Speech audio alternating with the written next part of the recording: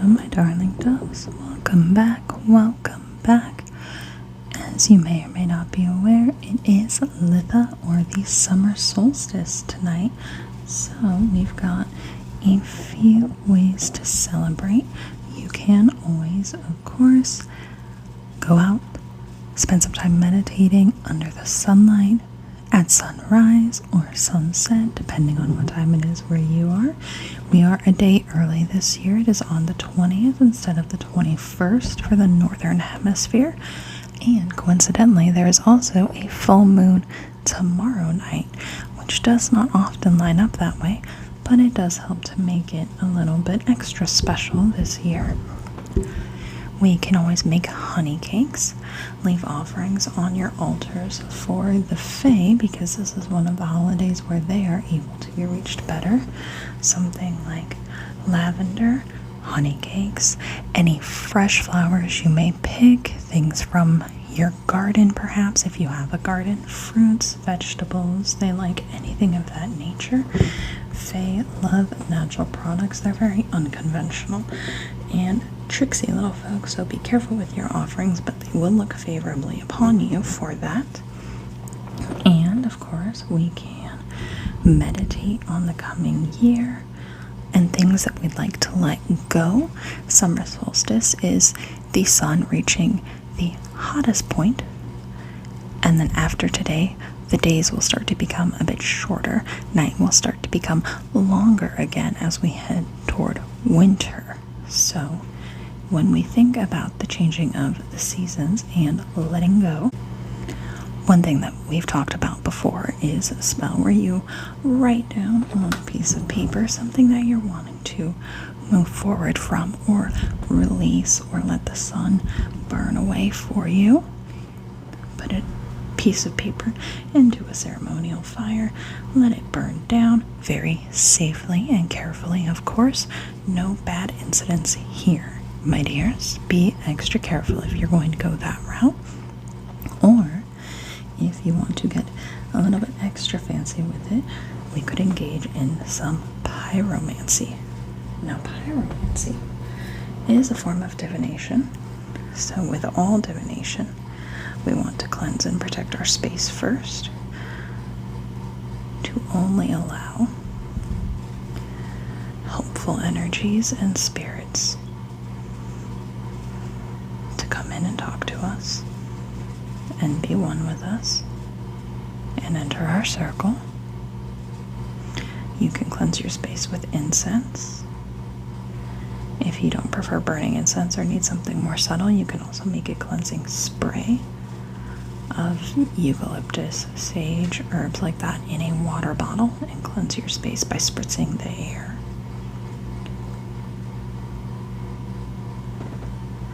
Or since we've been talking about the elements, you could find your handy dandy compass, find your directions. For me, north is this way, south is that way, and arrange things that symbolize the elements that we've collected into a circle around the candle that you're using for your pyromancy, starting with air, to again only bring in those positive influences and positive spirits, things that are here only to be helpful and beneficial. Moving to fire to the south, the principal element of the day, as it were, being it has such strong ties to the sun. Water,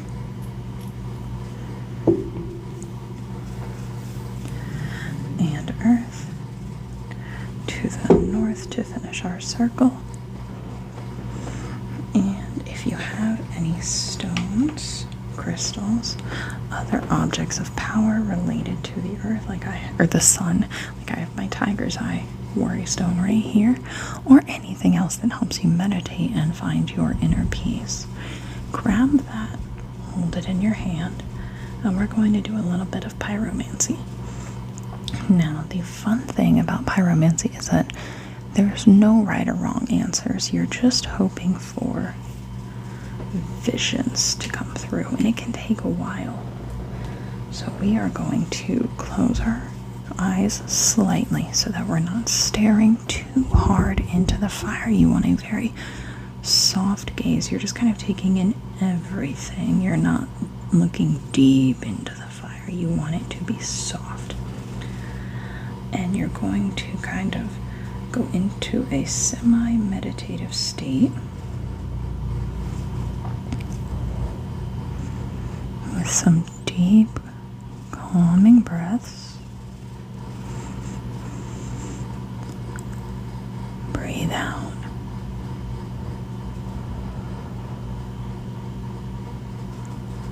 Breathe in.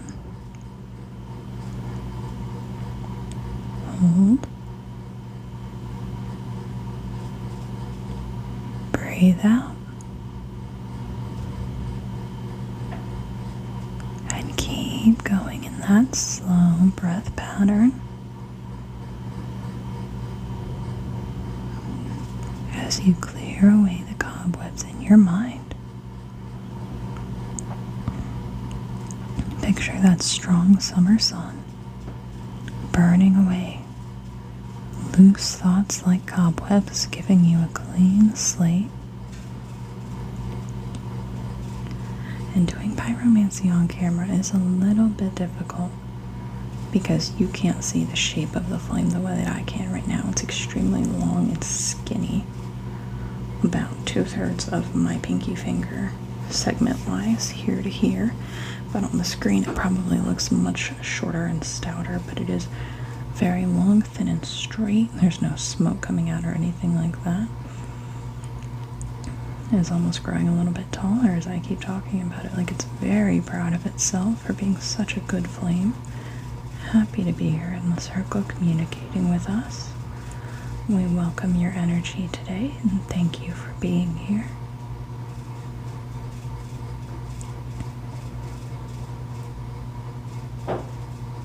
And when you're doing pyromancy, you can ask questions and establish a system. For instance, if I want to ask a question that has a yes or no answer, I might ask, if the answer is yes, sway to the left. Or if the answer is no, shrink down much smaller.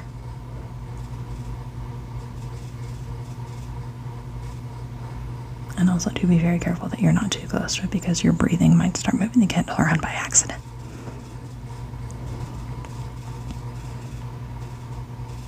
But then we just gaze into the candle, clear-headed, see what it wants to tell us. You can ask specific questions about the year to come, or anything else you might desire knowledge of. Or you can simply set your gaze into it and see what it will tell you. And visions can be large or small.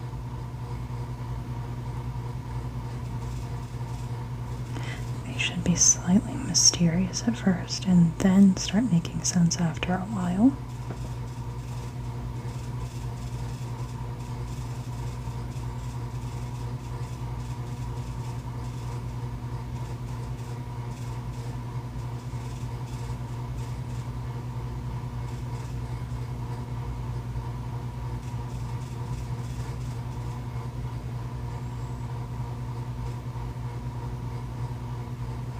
Working very hard to control my breathing, keep it nice and light and soft so that I don't affect the movement of the candle.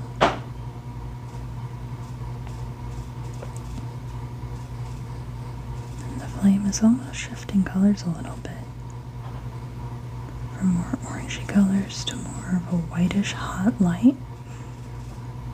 It is still very blue at the base though.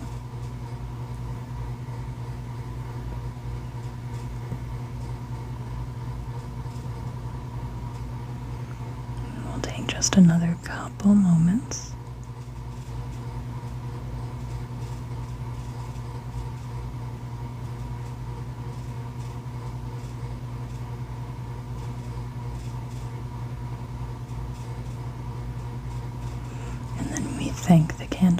for giving us our time and our insight. And we release the energy.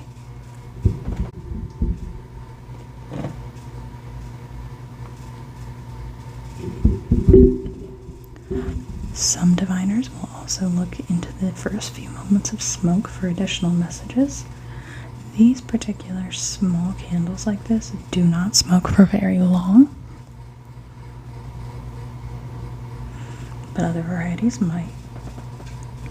And if you're going to do this, be very careful when you're looking at the candles. Don't look directly into the flame, because you will hurt your eyes a little bit. It's not as bad as staring into the sun, but it's also not the best thing for your eyeballs.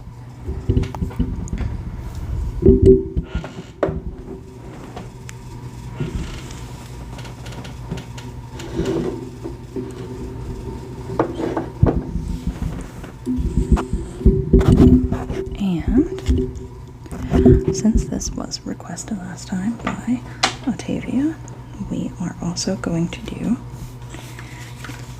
a little reading.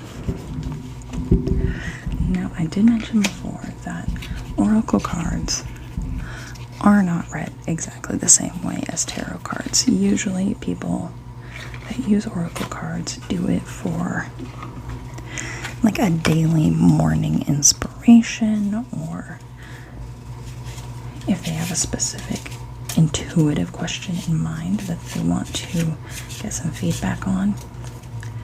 And with oracle cards, they are much looser and more open to interpretation, because they do not follow a set theme or a set path, or have specific definitions the way that the Rider-Waite Tarot and subsequent tarot decks kind of have attributed specific meanings to their cards.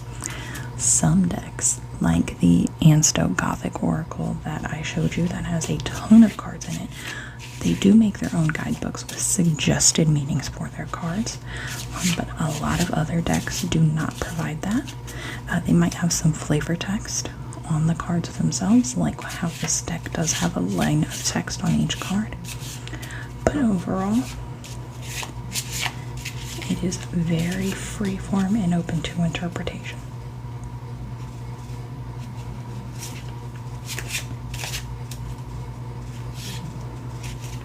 And a lot of times, if you're trying to ask a specific question with oracle cards and you get something that's a little bit on the vague side and you're not quite sure how it applies to the question that you're thinking of, or the kind of moment that you're trying to explore, the intuition that you're trying to suss out, if you're just going for a vibe but you're confused on what you're getting, you can use your tarot deck for a one-to-one, for a bit of a clearer explanation for what it means. But let's pull our card. Oh, okay, we got the moonbeam. And the flavor text here, it's probably not going to focus in the way I want it to. Not exactly, but it says you are on the right path. So if your question or concern or just the message that you wanted was regarding a specific situation you have going on in your life right now, take this as a sign of reassurance for the second half of the year. You are on the right path. Things are working out in your favor. You don't have anything to worry about. Just keep forging ahead. And we've had some other readings that have come out in a very similar fashion this year, so this is a good omen. And I'm very proud of you for staying the course that you're on, because it's obviously doing good things for you. Now again, with oracle cards, a lot of people use them for like a day-to-day pick-me-up or a first thing in the morning, kind of like reading your horoscope in the paper. What's the day got in store? So they will take the one card, set it on their altar, carry it around with them, maybe meditate on it for a few minutes before going about the rest of their day.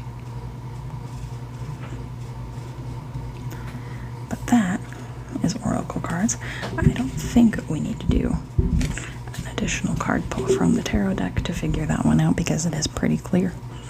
Some of these other ones, cast a circle, crescent moon, keep moving forward, you got this. True north, stay true to yourself. These messages are pretty, you could say specific if you're thinking about a certain situation, but again, if you're going for a general reading, you might want the extra assistance from the tarot cards. Like this one, curiosity, what sparks your interest? If you asked a question about work, that could mean a lot of things. If you asked a question about your love life, that could mean a lot of different things. So that's why we have other tools to give us a more specific answer, or some of the larger decks, like the Anne Stokes deck has, I think, twice as many cards as this one, have their own guidebooks. The other fun thing about oracle cards is that there is no set number of cards in a deck. It can be anywhere from, probably 25 to 100 to make it worth your while to use. But it does not have to have a specific amount of cards, whereas the Rider-Waite Tarot deck most commonly, although there are variations that are slightly different, has the 78 cards. And there's different goddesses in here, Ceres, Sekhmet, from different, cultures and belief systems. There's one that just says, yes, just go for it. Love the rainbow, super cute, perfect for Pride Month. And then the phases of the moon each have their own card. So there's a lot of different things that you can do with oracle cards. It can tell you a lot of different things. And there are so many different decks, number of cards. Most of the time they are made with a specific intention or a specific type of diviner in mind. So if you're shopping for an oracle card deck, definitely take a big look around. It's probably not going to be the very first one you pick up and find is exactly the one for you. This was actually gifted to me and is beautiful and lovely, and I'm so thankful for it. And then the Anne Stokes deck, I did not buy for another year and a half after that. So it's kind of like finding your first tarot deck. The art, the imagery has to kind of resonate with you a little bit, but oracle decks, you want to get even more personal. It should be a symbol of kind of your aesthetic and your vibe and your energy from top to bottom. But that is our little mini Litha party. I know we didn't do a whole lot other than our reading and a little bit of pyromancy, but I hope you enjoyed it. I am leaving this lavender out as an offering for the Fae to hopefully be nice to me until the house gremlins to stop taking all of my stuff when I'm not looking, because I keep losing stuff, and this apartment is not big enough to be losing stuff left and right. But that is our summer solstice celebration. Thank you so very much for coming. I am always so thrilled that you're here. I love you very much, and I hope you have an excellent night.